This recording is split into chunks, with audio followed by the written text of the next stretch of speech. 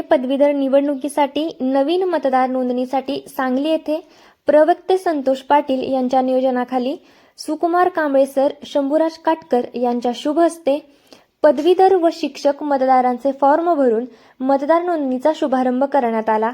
यावेळी कांबळे सर म्हणाले की पुणे पदवीधर व शिक्षक मतदारसंघाच्या निवडणुका होणार आहेत।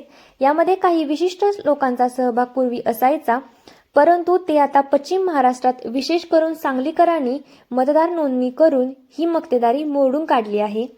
यावेळी ठाकरे गटाचे जिल्हा प्रमुख शंभूराज काटकर म्हणाले की पाटील कायम दीनदलित, वंचित व बहुजन समाजासाठी धडपडत असतात व त्यांची आयुष्यात काहीतरी बदल करण्यासाठी कायम त्यांची धडपड चालू असते। यावेळेला प्रवक्ते माननीय संतोष पाटील जिल्ह्यातून सर्वाधिक मतदार नोंदणी करून महाविकास आघाडीचा जो कोणी उमेदवार असेल त्यांच्या पाठीशी राहून विजय करण्याचे आवाहन केले। अनमोल पाटील यांनी स्वागत केले। आभार प्राध्यापक नंदकुमार सुर्वे यांनी मानले।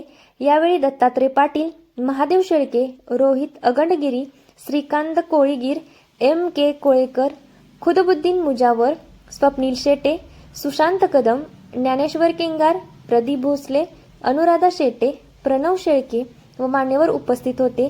यावेळी संतोष पाटील तुम आगे बढ़ो हम तुम्हारे साथ हैं अशा घोषणा दिल्या।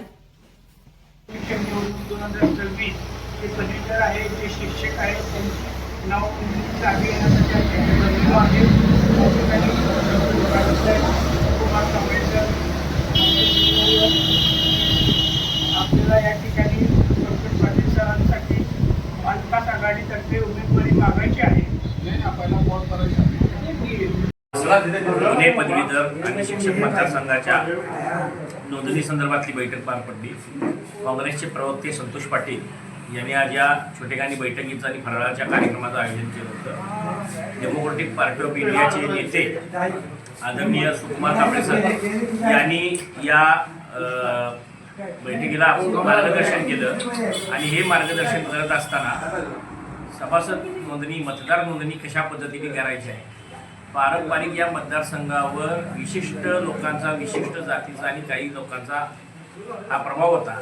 मात्र शरद पाटलांची निवडणूक असेल, अगदी मागची झालेली अरुण दादांची निवडणूक असेल, यामध्ये काही प्रवर्ग सोडून इतर प्रवर्गातील सुद्धा माणसं या पदवीधरांचं नेतृत्व करतायत आणि पदवीधरांचं नेतृत्व करत असताना पदवीधरांचे प्रश्न, शिक्षण संस्थांचे प्रश्न, शिक्षण संस्थांच्यामध्ये नोकरी करणाऱ्या कर्मचाऱ्यांचे प्रश्न, महापालिकेच्या जिल्हा परिषद शाळेच्या बंद पडत चाललेल्या शाळा, विद्यार्थ्यांच्या बाबतीतलं शासनाचं धोरण, पदवीधरांच्या बाबतीतलं शासनाचं धोरण, नोकऱ्यांच्या बाबतीतलं शासनाचं धोरण, हे प्रश्न मांडणारा पदवीधर हा निवडून गेला पाहिजे, ही महाविकास आघाडीची भूमिका आहे। आणि महाविकास आघाडीचा जो उमेदवार असेल त्या उमेदवाराचं पाठबळ देऊन त्याला निवडून आणण्याचा प्रयत्न आम्ही करू, असं अभिवचन आदरणीय सुकुमार कांबळे सरांनी केलेलं आहे।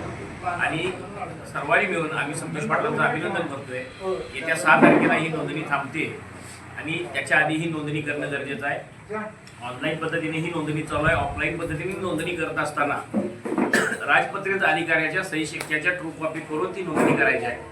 जो पदवीधर बायहँड अर्ज घेऊन निवडणूक कार्यालयात अर्ज भरायला जाईल तो पदवीधर हा जात असताना राजपत्रित अधिकाऱ्याकडे सही शिक्का करून ट्रू कॉपी करून त्यानं ती नोंदणी करावी, म्हणजे त्याचा हेलपाटा होणार नाही। मुळात या प्रवर्गामध्ये नोंदणी करण्यासाठीची लोकांची मानसिकता ही फार ताकदीनिशी उतरायची नाही आहे। पदवीधरांच्या समोर अनेक प्रश्न आहेत, तर त्यातूनही आमच्यासारखे सामान्य घटकाचं काम करणारे लोक पदवीधरांची नोंदणी करतील आणि सही सच्च्याच्या कॉप्याही घेतील। मात्र पदवीधरांनी स्वतःची नोंदणी ऑनलाईन आणि ऑफलाईन पद्धतीने करावी असं या बैठकीत ठरलेलं आहे। या बैठकीतनं आपण ताकदीनं महाविकास आघाडीच्या उमेदवाराचा प्रचार करायचा, काम करायचं, नोंदणी करायची आणि नोंदणी झालेल्या मतदारापर्यंत पोहोचून त्याचं मत परिवर्तन करून सरकारच्या विरोधी असलेलं मत हे ठामपणे त्याची भूमिका तयार करून हे मतदान करून घ्यायची भूमिका आज या बैठकीत ठरलेली आहे।